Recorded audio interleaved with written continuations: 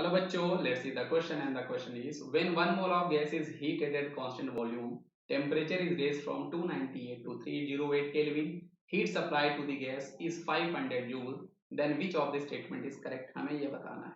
तो चलिए इस क्वेश्चन को हम लोग सॉल्व करते हैं बेटा। अच्छा, इस क्वेश्चन में आपको heat supply to the gas, हमने गैस को हीट सप्लाई की है, ये क्वेश्चन में हमारे पास गिवन है।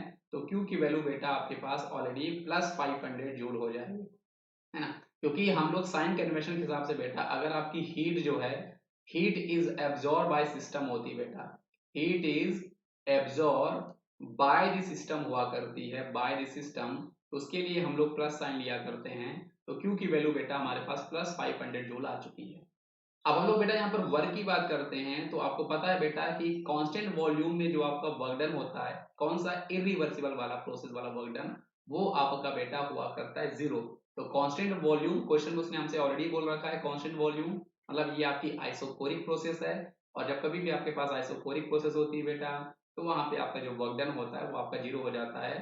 तो W जो है बेटा वो यहाँ पर आपका 0 हो चुका है, क्योंकि क्वेश्चन में उसने कांस्टेंट वॉल्यूम बोल रखा है।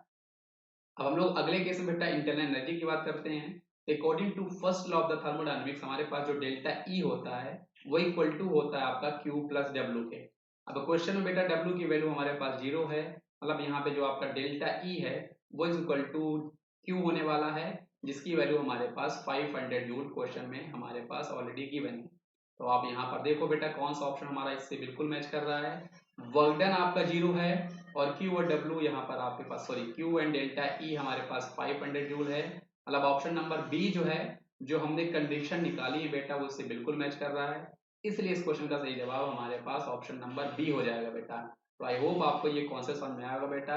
यहाँ पर बस आपको ये ध्यान रखना है बेटा कि आइसोकोरिक प्रोसेस अगर हमारे पास है, आइसोकोरिक प्रोसेस कहने मतलब जहाँ पे वॉल्यूम आपका कांस्टेंट है, उसके लिए वर्क डन आपका 0 हो जाता है। साथ ही साथ बेटा यहाँ पे जो Q है वो आपका 500 क्वेश्चन में गिवन है।